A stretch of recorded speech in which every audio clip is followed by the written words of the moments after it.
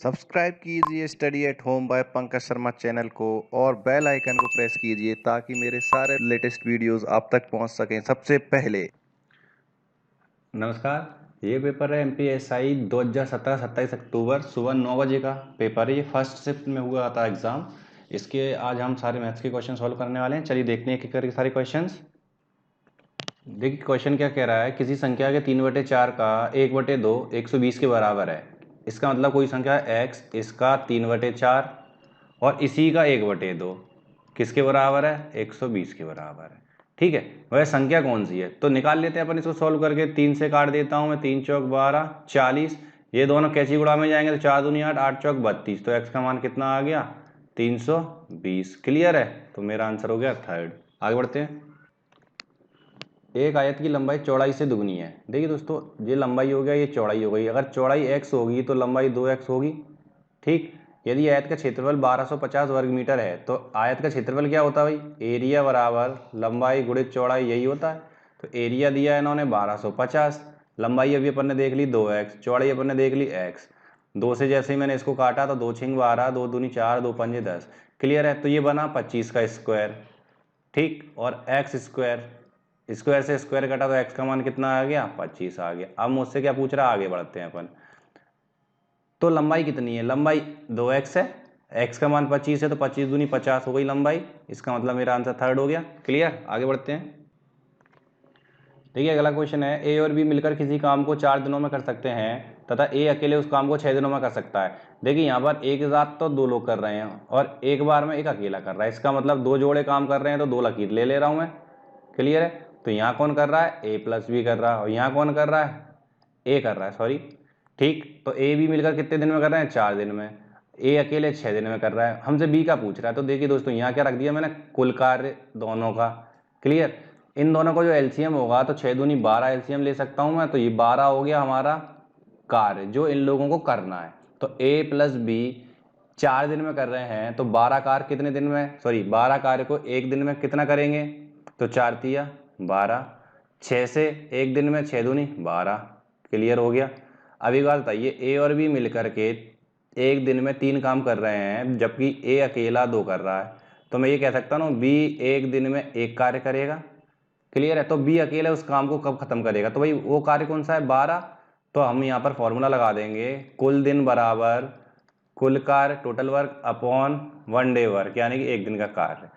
तो देखते हैं कुल कार्य कितना है? 12। एक दिन का कार्य किसका भाई? बी कर रहा है ना, तो बी का एक से भाग लगा दिया यानी कि 12 दिन आंसर आ गया मेरा। तो मैं आंसर सेकंड लगा सकता हूँ। क्लियर? आगे बढ़ते हैं। अगला क्वेश्चन है, ए तथा बी ने क्रमशः 40,000 रुपये तथा 75,000 रुपये की राशि निवेश की। 5 वर्षों के अंत में उन दोनों ने कुल 46,000 रुपये की राशि प्राप्त की। इस राशि में ए का हिस्सा ज्ञात करें। देखिए दोस्तों, पार्टनरशिप का क्वेश्चन है तो सबसे पहले तो आप अनुपात बना लीजिए दोनों का। ए कितने रुपए लगा रहा है? 40,000 रुपये लगा रहा है। कितने समय के लिए लगा रहा है? 5 वर्षों के लिए लगा रहा है। 5 वर्षों के लिए यानी कि 12 पंजे 60 महीने के लिए लगा रहा है। तो अपन यहाँ महीने में कन्वर्ट कर देते हैं। बी कितने लगा रहा है? 75,000 रुपये लगा रहा है। कितने दिन के लिए? 60 महीने के लिए। इनको काट लेते हैं, 60 से 60 काट दिया, 3 जीरो से 3 जीरो काट दी। 5 से काटूंगा तो 5 अट्ठे 40 और 5 से काटूंगा तो 15 बार में, तो 8 15 रेशियो बन जाएगा। अब मुझसे क्या पूछ रहा है? ए का हिस्सा। तो कुल लाभ, रूल याद रख लीजिए, कुल लाभ गुणा जिसका हिस्सा पूछ रहा है उसका अनुपात ऊपर और नीचे दोनों का योग। कितना हो गया? 23। 23 से काट दूंगा, 23 दूनी 46, 2000 तो 8 दूनी 16,000। 16,000 किसका निकलेगा? ए का निकलेगा। क्लियर है? तो मेरा आंसर कौन सा हो गया? 1 नंबर। क्लियर? आगे बढ़ते हैं। देखिए अगला क्वेश्चन है, ए तथा बी किसी काम को 12 दिनों में, बी तथा सी 15 दिनों में, सी तथा ए उसी काम को 20 दिनों में कर सकते हैं। ए अकेला उसी काम को कितने दिनों में पूरा करेगा? दोस्तों समझते हैं इस क्वेश्चन को। इस बार मेरे पास 3 ग्रुप हैं तो मैं 3 बार लाइन ले लेता हूँ। ठीक, एक ग्रुप में मेरा ए प्लस बी है, एक ग्रुप में मेरा बी प्लस सी है, एक ग्रुप में मेरा सी प्लस ए है। तो ए प्लस बी कर रहा है 12 दिनों में, बी प्लस सी कर रहा है 15 दिनों में, सी प्लस ए कर रहा है 20 दिनों में। तो यहाँ पर मैं तीनों का अगर एलसीएम लेता हूँ तो एलसीएम लेने का तरीका क्या है? जो सबसे बड़ी संख्या है उसका पहाड़ा पढ़ते जाइए और दोनों से कट जाए वही एलसीएम है। तो देखिए 20 30 60, 15 चौक 60, 12 पंजे 60। इसका मतलब मैं 60 को एलसीएम ले सकता हूँ जो कि मेरा क्या कहलाएगा? इसका कार्य। अब बताइए, ए प्लस बी 60 कार्य को 12 दिनों में कर रहे हैं तो एक दिन में कितना करेंगे? 12 पंजे 60, 15 चौक 60, 20 तिया 60। इसी टाइप से तो करेंगे। क्लियर हो गया। अच्छा अब एक केस बताइए, अपन आगे देखें तो ये सारे लोग मिलकर के 60 को कितने दिन में करेंगे, तो अपन क्या लगा देंगे, टोटल डेज बराबर टोटल वर्क बटे 1 डे वर्क। अच्छा टोटल वर्क कितना करना है, 60 करना है। 1 मिनट आगे देखते हैं। 1 डे वर्क किसका भाई, ए बी का 5, बी सी का 4, सी ए का 3, तो 5 4 9 3 12 हुआ ना, तो 12 पंजे 60, 5 दिन। अच्छा यहाँ पर एक कॉन्सेप्ट याद रखिएगा दोस्तों, यहाँ कितने लोग हो गए मेरे पास, देखिए 2 बार ए हो गया, 2 बार बी हो गया और 2 बार सी हो गया, यानी कि 2 ए प्लस बी प्लस सी, ऐसे ही तो हो गए। तो मैं एक तरह से ही कह सकता हूँ ना, टोटल 6 लोग हो गए, 5 दिन में कर रहे हैं। तो टाइम एंड वर्क का एक कॉन्सेप्ट होता है, अधिक लोग कम समय और कम लोग अधिक समय।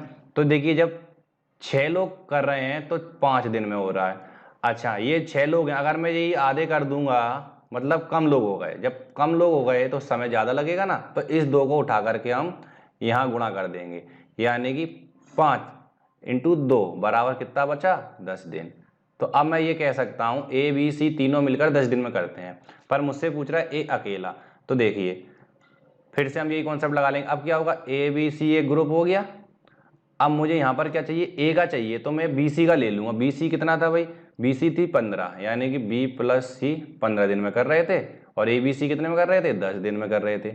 इनका एलसीएम 30 आ गया, 10 तिया 30, 15 दूनी 30। अब देखिए तीनों का 1 डे वर्क है 3, दोनों का है 2, तो बी सी तो यहाँ भी है, इसका मतलब 3 में से बी सी तो 2 कर रहा है, तो ए कितना कर रहा होगा, एक दिन में 1 कर रहा होगा कि नहीं। क्लियर। तो अब यहाँ पर ए के लिए फॉर्मूला मैंने वही लगा दिया, टोटल डे बराबर टोटल वर्क बटे 1 डे वर्क। ठीक, टोटल वर्क कितना करना है अब मुझे यहाँ पर, ये 30 वाला करना है ना, तो 30, और ए कितना कर रहा है 1, तो कुल मिला के कितने दिन में करेगा, 30 दिन में करेगा। क्लियर है, तो आंसर कौन सा हो गया, सेकेंड। आगे बढ़ते हैं। अगला क्वेश्चन है 256 की घात 0.16 इंटू 16 की घात 0.18। देखिए दोस्तों ये जो क्वेश्चन दिख रहा है ये मुझे सरलीकरण का क्वेश्चन दिख रहा है, तो इसमें मैं कुछ नहीं करूंगा, केवल सॉल्व करता जाऊंगा। सरलीकरण में भी किसका है, ये दशमलव का है। चलिए देखते हैं। 256 को मैं 4 की घात 4 लिख सकता हूँ, और घात की घात हमेशा किस में आती है, गुणा में। तो 0.16 है तो 16 हटा के बटे में 100 लिख सकता हूँ।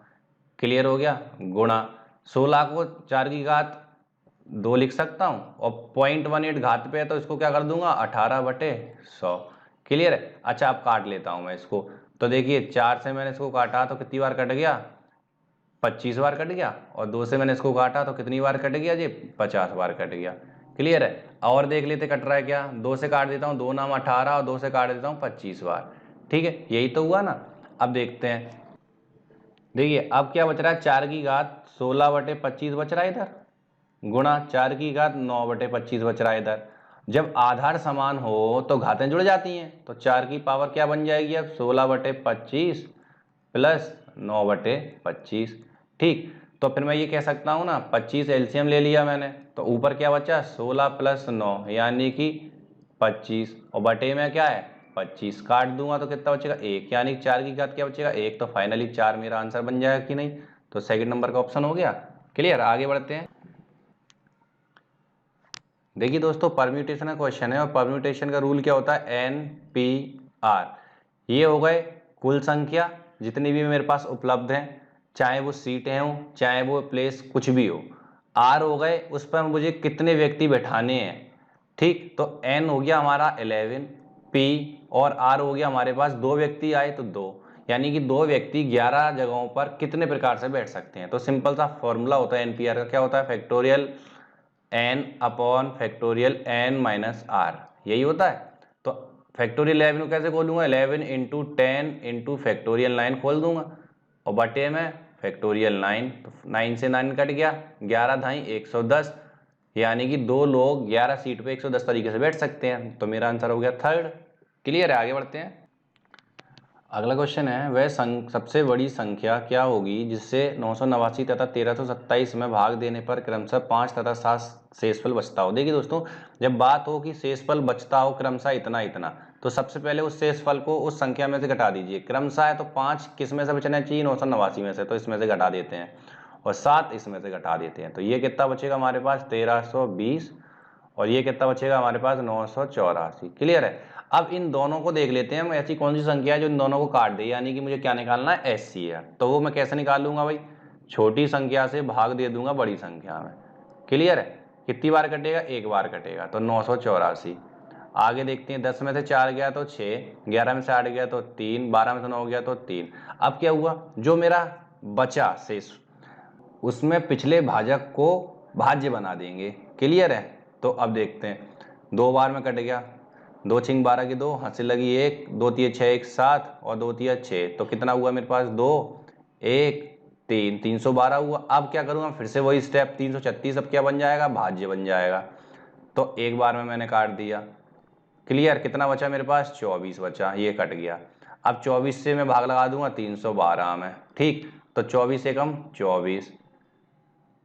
अब मेरे पास कितना बच गया भाई, 11 में 4 गया तो 7 और बचा 2, तो 24 तिया 72। इसका मतलब ये पूरा जब कट जाता है तो जिससे कटा वही क्या बन जाता है मेरा, HCF। यानी कि 24 एक वो बड़ी संख्या है जिससे मैं भाग दूं 989 में तो मुझे 5 शेष मिल जाएगा, 1327 में तो मुझे 7 शेष मिल जाएगा। क्लियर है? तो आप कोशिश करके देख लीजिएगा भाग देकर, आपको यही मिलेगा। तो उम्मीद है आपको समझ आ गया होगा। क्लियर है? आगे बढ़ते हैं। आंसर कौन सा हो गया मेरा, चौथा। अगला क्वेश्चन है, 20 लड़कों का औसत वजन 89.4 किलोग्राम अंकित किया गया। तो सबसे पहले तो आप क्या करिए, योग निकाल लीजिए 20 लड़कों के टोटल वजन की। तो योग कैसे निकालते हैं, औसत गुणा कुल संख्या कितनी है, 20। मैंने गुणा कर दिया तो मेरे पास 2 चौक 8, 2 9 18 की 8, हासिल 1 2 8 16, 1 1788 बचा।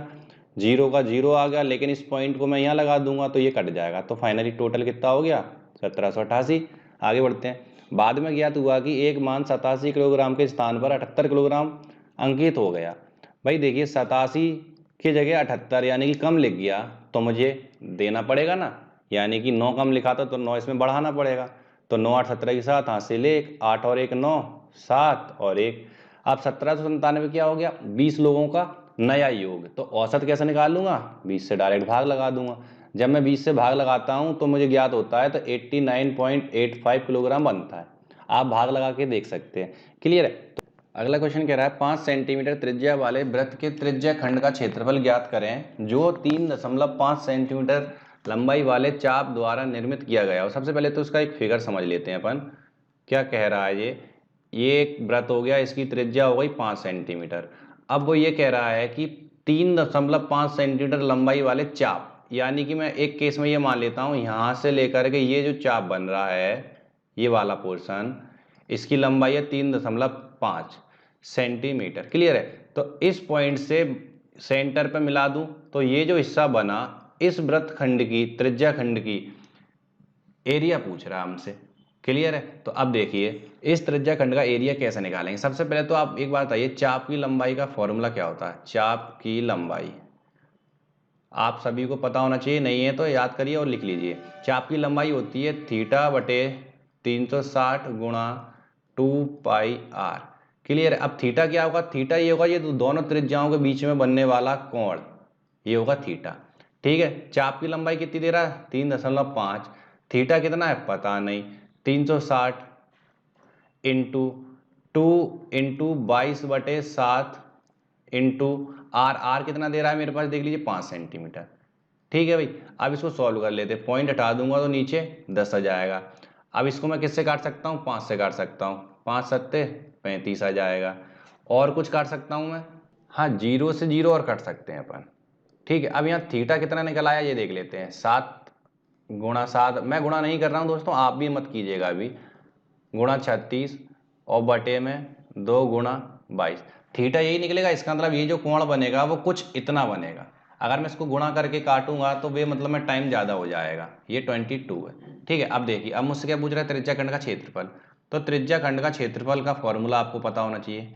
क्या होता है त्रिज्या खंड का क्षेत्रफल, थीटा बटे 360 गुणा πr², यही होता है। अब देखिए थीटा कितना दिया है मेरे पास, 7 गुणा 7 गुणा 36, ठीक, बटे में 360 तो ये लिखा ही हुआ था, इंटू में ये दोनों और आ जाएंगे, 2 गुणा 22 गुणा πr², 22/7 गुणा आर का मान 5 गुणा 5। दोस्तों मैंने जानबूझ के वैल्यू पुट की थी, अगर मैं नहीं करता तो डायरेक्ट भी कट जाता, लेकिन आगे देखते हैं अपन। 22 से 22 काट दिया मैंने, 7 से मैंने 7 काट दिया, 36 से मैंने 10 बार में काट दिया, 5 से मैंने 2 बार में काट दिया। क्लियर हो गया। अब आगे बढ़ते हैं अपन। अब अपने पास क्या बचा, अपने पास बचा यहाँ पर 7 और 5, 7 गुणा 5 बचा। बटे में अपने पास क्या बचा, 2 और 2 4, यानी 2 दूनी 4, तो 7 पंजे 35 बटे 4, तो 4 8 32, 3 बचा, तो 4 सत्ते 28, 4 पंजे 20, 8.75। क्लियर हो गया मेरा आंसर। आगे बढ़ते हैं। अगला क्वेश्चन है 60 लीटर मिश्रण में दूध और पानी का अनुपात क्रमशः 2:1 है। देखिए दोस्तों, ये है 60, इसमें 2:1 है क्या भाई, मिल्क और वाटर का रेशियो। क्लियर है। कितना और अतिरिक्त पानी मिला रहे हैं हम, तो हमने क्या बताया हमेशा अपने पहले वीडियोज में कि जो हम मिला रहे हैं उसके विपरीत से क्वेश्चन हल करते हैं। इसका मतलब इस क्वेश्चन को मैं कैसे हल करूंगा, दूध से हल करूंगा। तो वो बोल रहा है कितना और पानी मिलाएं, तो 60 लीटर में मैंने मान लिया x लीटर पानी और डाल दिया। अब नया रेशियो मुझे क्या चाहिए, दूध और पानी का, ताकि अनुपात क्रमशः 1:2 हो जाए, यानी 1 और रेशियो 2 हो जाए क्या, मिल्क और वाटर, यही तो चाहिए। अच्छा, जब पानी मिला रहे हैं तो क्वेश्चन किससे करूंगा मैं, दूध से। तो ये बताइए पिछले केस में टोटल में दूध का हिस्सा कैसे निकालेंगे, तो टोटल गुणा दूध का रेशियो ऊपर और नीचे दोनों का योग 3, ऐसे तो निकालेंगे। अब इधर देखते हैं दूध का, तो 60 + x गुणा यहाँ पर दूध का हिस्सा 1 और दोनों का टोटल 3। अब एक बार बताइए, इधर दूध जो था वही दूध तो इधर है, दूध तो मैंने मिलाया नहीं, तो इसका मतलब दोनों बराबर हो गए, 3 से 3 काट दूं मैं। तो एक बार बताइए, 60 दूनी 120 और बराबर 60 + x, तो x का मान 60 लीटर आ गया, यानी कि 60 लीटर पानी और मिला दूं मैं उसमें। क्लियर हो गया मेरा आंसर, 1 नंबर। अगला क्वेश्चन कह रहा है 120 मीटर लंबाई की एक रेलगाड़ी प्लेटफॉर्म पर खड़े एक व्यक्ति को पार करने में 10 सेकंड का समय लेती है। रेलगाड़ी की चाल मीटर पर सेकंड में ज्ञात करें। देखिए दोस्तों, प्लेटफॉर्म पर खड़े एक व्यक्ति को, यानी कि वो व्यक्ति खड़ा है, नहीं चल रहा, तो इस केस में क्या होता है, जो ट्रेन दूरी तय करती है वो स्वयं की दूरी तय करती है। क्लियर है। यानी कि मान लीजिए ये आदमी, अगर ट्रेन ये लंबाई की ट्रेन x है, तो ट्रेन जब तक यहां से ऐसे ना निकल जाए, तो इस पॉइंट से, तब तक हम नहीं मानते ट्रेन क्रॉस हो गई। इसका मतलब आदमी वहीं खड़ा है, लेकिन ट्रेन इधर से चल करके इधर आ गई, यानी ट्रेन ने खुद की लंबाई तय करी। चलिए देखते हैं डिस्टेंस कितनी है। यहाँ पर 120 मीटर है ट्रेन की भाई। क्लियर है। आगे बढ़ते हैं, आगे क्या बोल रहा है वो, 10 सेकंड में पार कर रही, तो टाइम कितना हो गया, 10 सेकंड। देखिए दोस्तों, मीटर सेकंड पहले से दिया, तो मीटर पर सेकंड में निकालना था। स्पीड की बात कर लेते, स्पीड क्या होती है, डिस्टेंस अपॉन टाइम, दूरी बटे समय। तो दूरी कितनी है, 120 मीटर। क्लियर। और समय कितना हमारा, 10 सेकेंड। तो हम 0 से 0 काट दें तो हम कह सकते हैं 12 मीटर पर सेकेंड। तो आंसर क्या हो गया, थर्ड। क्लियर। आगे बढ़ते हैं। अगला क्वेश्चन है, एक व्यक्ति 2000 रुपए 5% वार्षिक चक्रवृद्धि ब्याज की दर से निवेश करता है, 3 वर्ष बाद उसे कुल कितना धन मिलेगा। दोस्तों सीआई का क्वेश्चन है, चलिए देख लेते हैं। मिश्र धन का जो रूल होता है वो होता है A बराबर P ब्रैकेट में 1 + R/100 पावर T। यहाँ P क्या है, मूलधन, A क्या है, मिश्रधन, R क्या है, दर, और T क्या है, टाइम। क्लियर है।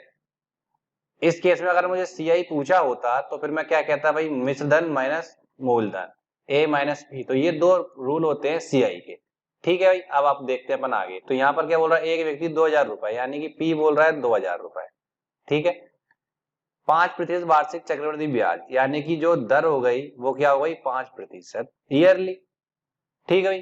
3 वर्ष बाद, यानी कि टाइम 3 वर्ष दे दिया।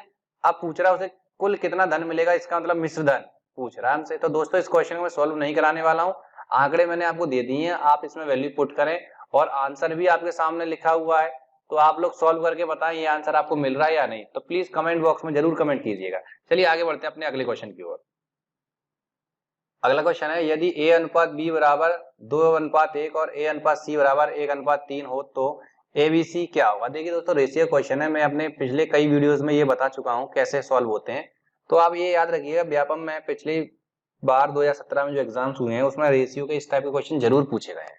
अब देखिए भाई, A अनुपात B है तो इसको हम लिखेंगे B अनुपात A, तो रेशियो क्या हो जाएगा, 1:2। ठीक है भाई। रूल कहता है जहाँ सेकंड खत्म है वहां से अगला शुरू हो जाएगा। A अनुपात C, ये कितना दिया हुआ है, 1:3। ठीक है, गलती मत करिएगा। अब इस केस में सबसे पहले है B, तो B अनुपात, अगला आएगा A, और फिर A से शुरू हुए तो A, और लास्ट में क्या कहलाया, C, तो C।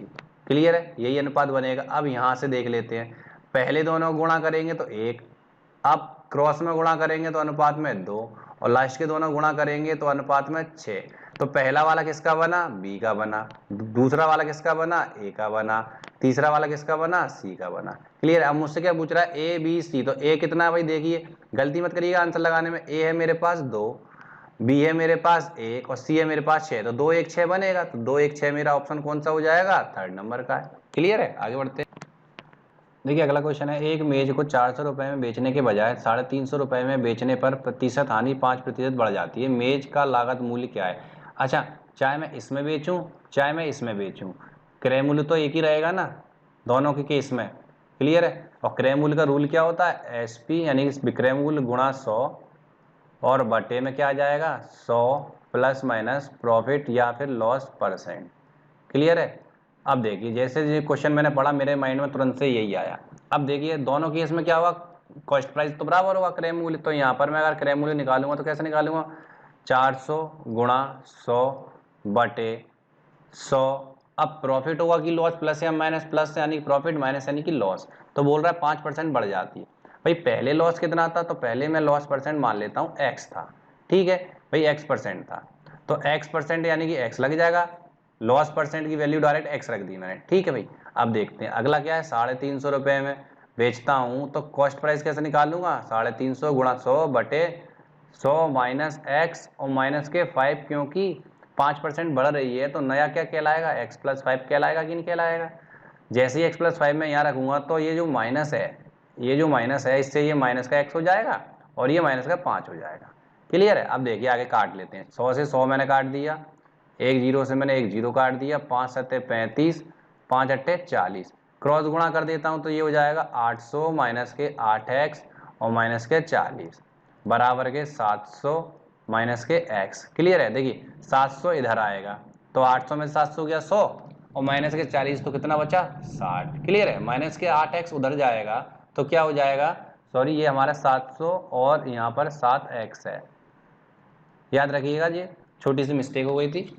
क्रॉस गुणा जो मैंने किया यहाँ से 100 माइनस x से, तो 700 माइनस 7x।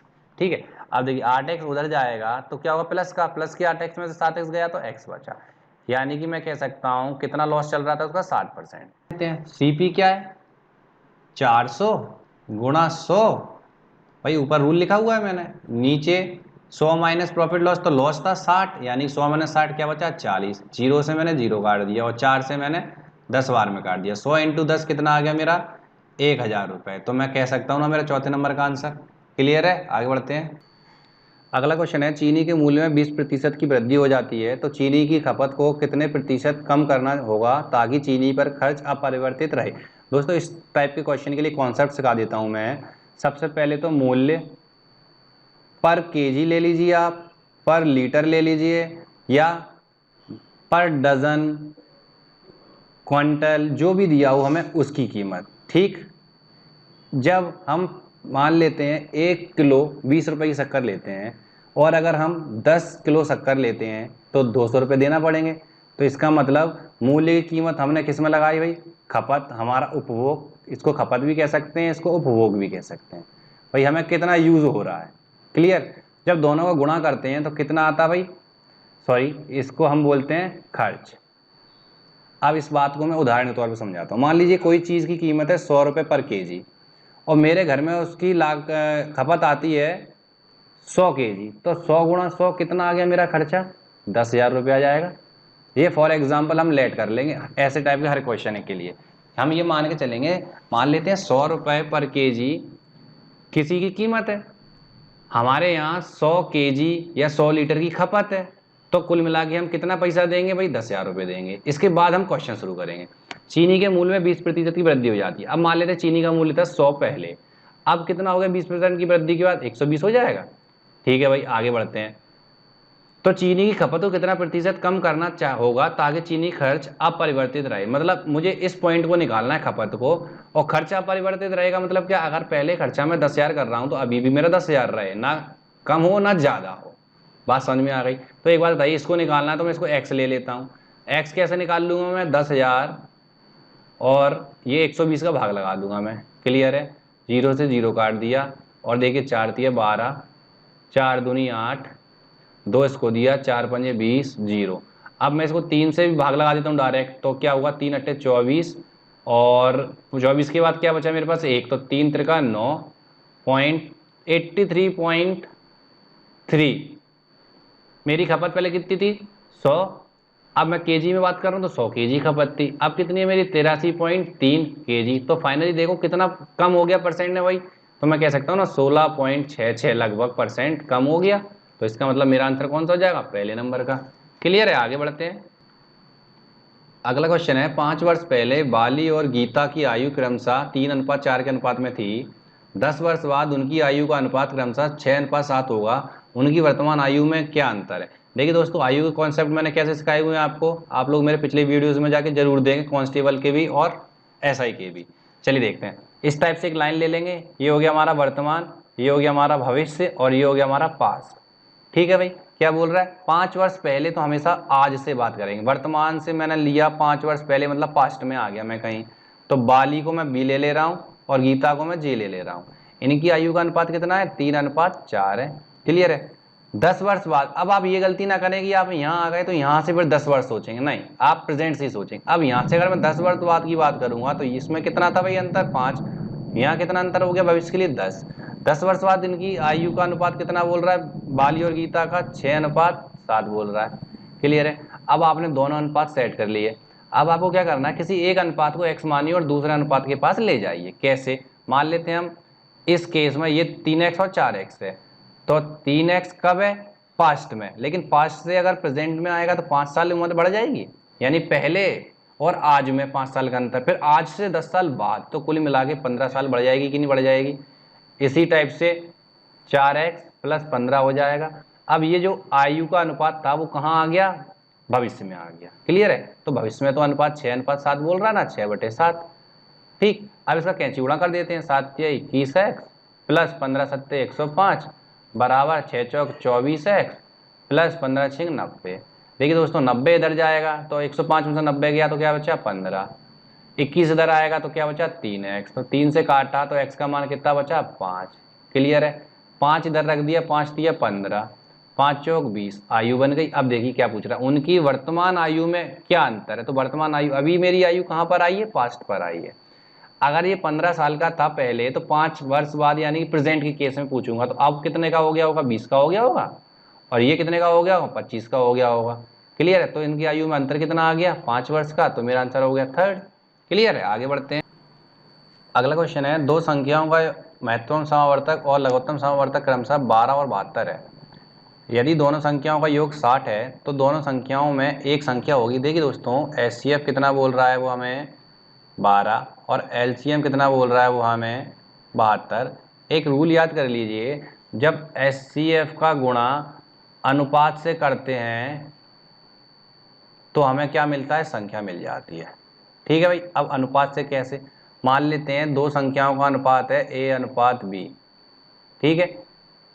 अब देखते हैं एचसीएफ का गुणा जब अनुपात से करते हैं हमें संख्या मिल जाती है। तो देखिए, अगर अनुपात A/B है दो संख्याओं का, तो एचसीएफ का गुणा यानी 12 गुणा A से करूंगा तो 12A एक संख्या हो जाएगी और 12B दूसरी संख्या हो जाएगी। क्लियर है। संख्याओं का योग 60 है, तो देखिए 12A + 12B कितना आ जाएगा, 60 आ जाएगा। तो A + B, 12 अगर मैं कॉमन ले लूँ, भाग लगा दूँ तो 5 बचेगा। इसका मतलब दो संख्याओं का योग, दो संख्याओं के अनुपात का योग, अनुपात का योग 5 है। तो 5 कैसे बन सकता है, 3 + 2 से बन सकता है, 1 + 4 से बन सकता है, 2 + 3 से भी बन सकता है। तो देखिए 2 + 3, 3 + 2 तो सेम ही है। क्यों, क्योंकि मुझसे पूछा है तो दोनों संख्याओं में एक संख्या होगी, यानी कि कंफर्म नहीं पूछ रहा A या B कौन सी। तो हम इस केस में हमेशा जो क्लोज रहते हैं अनुपात उन्हीं को लेते हैं। इनमें अंतर ज़्यादा है तो हम इनको नहीं लेंगे। क्लियर है। तो जो पास में है, तो 3 और 2 पास में है। तो अब मान लीजिए 1:3 है, 1:2 है, तो देखिए एचसीएफ को गुणा कर दिया मैंने 12, तो कितना मिला मुझे, 36 मिली एक संख्या। दूसरे में 12 गुणा करा तो कितना मिला, 24 मिली एक संख्या। अब देखिए ऑप्शन में है क्या कोई, हाँ देखिए तीसरा नंबर का मिल गया मुझे, तो मेरा आंसर बन गया 24। क्लियर है, आगे बढ़ते हैं। क्या आ रहा हूँ, देखिए अगला क्वेश्चन है, एक पंखे पर 150 रुपये मूल्य अंकित किया गया और 20% की छूट दी गई, तो विक्रय मूल्य क्या होगा। बहुत सिंपल सा क्वेश्चन है। अंकित मूल्य यानी कि एमआरपी, एमआरपी है 150, भाई डिस्काउंट की बात कर रहा है, डिस्काउंट कितना है 20%। डिस्काउंट को हम दूसरे वे में कह सकते हैं लॉस, और विक्रय मूल्य पूछ रहा है सेलिंग प्राइस। इस केस में अब देखिए, अंकित मूल्य के केस में, एमआरपी केस में सेलिंग प्राइस का रूल क्या है, एमआरपी इंटू 100 माइनस डिस्काउंट। भाई डिस्काउंट कितना हो रहा है माइनस कर देंगे, और बटे में आ गया हमारा 100। क्लियर है। एमआरपी कितना है हमारे पास 150, इंटू डिस्काउंट कितना चल रहा है 20%, तो 100 में से 20 गया तो क्या बचा मेरे पास 80, और बटे में 100। जीरो से जीरो काट दिया मैंने, जीरो से जीरो काट दिया, 15 अट्ठे कितना हो गया भाई 120, तो मेरा आंसर क्या बन गया 120। क्लियर है, आगे बढ़ते हैं। देखिए अगला क्वेश्चन है, दिए गए चित्र में यदि angle A B C 90 degree है, तो ए बी सी यानी कि ये 90 डिग्री है, तथा एंगल ए 30 डिग्री दिया हुआ है, तो ए सी डी का मान चाहिए। ए सी डी मतलब ये वाला वैल्यू मुझे निकालना है। ठीक है भाई, इजी है। देखिए ये 30 है, ये 90 है, तो 9 3 12 ये कितना हो जाएगा भाई 60 हो जाएगा। क्यों? क्योंकि त्रिभुज के तीन कोणों का योग 180 होता है, तो जब 120 मिल गया तो तीसरा 60 ही तो होगा। क्लियर है। अब एक बात बताइए, एक रेखा पर एक साइड बन रहा है 60, तो दूसरी साइड कितना बनेगा 120 बनेगा कि नहीं? क्योंकि पूरी रेखा पे बनने वाला कोण कितना होता है 180 डिग्री होता है, तो मेरा आंसर हो जाएगा फर्स्ट। क्लियर है, आगे बढ़ते हैं। देखिए अगला क्वेश्चन है, किसी राशि पर 4 वर्षों का साधारण ब्याज उस राशि का 1/5 है, तो ब्याज दर है। दोस्तों इस टाइप के क्वेश्चन को आप पी का कोई भी मान मानकर कर सकते हैं। चाहे तो आप पी मानकर करें, 1 मानकर करें, 100 मान लें, 1000 मान लें, कुछ भी वैल्यू मानकर आप कर सकते हैं। चलिए देखते हैं इसको हम कैसे करेंगे। ब्याज दर पूछ रहा है, सबसे पहले बताइए ब्याज का फॉर्मूला क्या होता है, SI बराबर PRT/100, यही होता है ना। अब देखिए क्या बोल रहा है, साधारण ब्याज उस राशि का 1/5 है। राशि मान लेता हूं मैं P है, तो P का 1/5 कैसे निकलेगा, P/5 निकलेगा। क्लियर। इंटू पी, सॉरी बराबर है पी इंटू आर, आर कितना है पता नहीं, इंटू टी, टी कितना है 4 वर्ष है, और डिवाइड में कितना आ गया 100 आ गया। पी से मैंने पी काट दिया, 4 से मैंने काट दिया, 4 दूनी 8, 4 पंजे 20, फिर मैंने 5 से काट दिया, 5 25, तो आर कितना आ गया मेरा 4, सॉरी आर कितना आ गया मेरा 5, इसका मतलब 5% हो गया। क्लियर है, आगे बढ़ते हैं। अगला क्वेश्चन है, दो संख्याओं का अनुपात 5 8 है और उनका अंतर 48 है, तो छोटी संख्या बताएं। देखिए दोस्तों क्या बोल रहा है, दो संख्याओं का अनुपात 5 8 है, तो इसको पूरा बना देते हैं 5x 8x, ये हो गई 5x संख्या, ये हो गई 8x संख्या, इनका अंतर 48 है। तो एक बात बताइए, 8 में ऐसे 5 घटेगा ना, तो इसका मतलब यही तो होगा 8x माइनस 5x बराबर 48 होगा कि नहीं होगा? तो 3x बराबर 48 होगा, और 3 से मैं काट दूंगा 16 बार में कट जाएगा। क्लियर। तो 16 पंजे 80, और क्या पूछ रहा है छोटी संख्या बताएं। अच्छा 16 पंजे 80 है, 16 अट्ठे तो ज्यादा ही निकलेगा, इसका मतलब छोटी संख्या क्या हो गई 80, तो मेरा आंसर क्या हो गया सेकंड। क्लियर है, आगे बढ़ते हैं। अगला क्वेश्चन सरलीकरण का है, चलिए देख लेते हैं। एक रूल आप लोगों ने पढ़ा है बोर्ड मास का, उम्मीद है पढ़ा होगा, bracket of divide multiply addition subtraction, जो पहले आएगा वो पहले हल हो जाएगा। तो देखिए ब्रैकेट ऑफ डिवाइड, तो ब्रैकेट आ रहा है कहीं, ये आ रहा है ब्रैकेट, तो इसको मैं गुणा कर देता हूँ, तो क्या बचेगा हमारे पास 0.04 बचेगा। क्लियर है, आगे देखते हैं। ऑफ है नहीं, डिवाइड डिवाइड है भाई, इन दोनों के बीच में डिवाइड है, तो डिवाइड के केस में क्या होगा, डिवाइड को हम कैसे बदलते हैं ये देख लेते हैं। डिवाइड को हम बदलेंगे तो उसमें गुणा लगा देंगे और अगली संख्या को बटे में लिख देंगे। ठीक है, तो देखिए जैसे ही मैंने यहाँ पे देखा तो 0.2 इंटू इसको कर दिया बटे में 0.2, तो ये दोनों तो कट गए। क्लियर। और गुणा में क्या बचा है मेरे पास 0.04। अब देखिए ये दोनों जुड़ जाएंगे तो 0.2 क्या बनेगा 0.4, और माइनस में क्या आ जाएगा 0.04। क्लियर है। जब इसमें से इसको घटाऊंगा तो मैं बता देता हूँ कैसे घटाते हैं। पॉइंट के नीचे पॉइंट ले लीजिए, तो इस साइड है एक 0 और उस साइड है 0.4। क्लियर है, माइनस कर देते हैं, जब ऊपर कुछ नहीं है तो 0 मान लीजिए। इसने इसको हासिल दी, 10 में से 4 गया 6, यहाँ बचा 3, 3 में 0 गया तो 3.0 यानी 0.36 बचा। मेरा आंसर क्या होगा 0.36। क्लियर है, आगे बढ़ते हैं।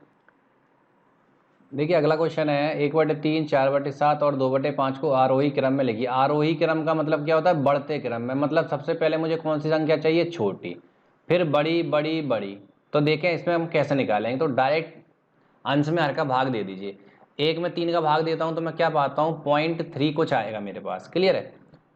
4 में 7 का भाग देता हूं तो क्या आएगा मेरे पास 0.5 कुछ आएगा। 2 में 5 का भाग देता हूं तो मेरे पास क्या आएगा 0.4 कुछ आएगा। तो एक बात बताइए सबसे छोटी क्या 0.3 है, तो इसका मतलब सबसे पहले आएगा 1/3, उसके बाद है 0.4, मतलब इसके बाद कौन सा आएगा मेरा 2/5, और फिर मेरा कौन सा आएगा 4/7। क्लियर है? तो देख लेते हैं 1/3, 2/5, 4/7। मेरा आंसर क्या हो गया? चौथा। दोस्तों इसी के साथ ये पेपर भी अपना समाप्त होता है। मिलते हैं अपन अपने अगले पेपर में। शुक्रिया दोस्तों। अगर मेरा वीडियो पसंद आए तो प्लीज़ लाइक शेयर सब्सक्राइब जरूर करें और प्लीज़ कमेंट में ज़रूर लिखें। एक क्वेश्चन मैंने आपके लिए छोड़ा हुआ है। थैंक यू दोस्तों, मिलते हैं अगले पेपर में।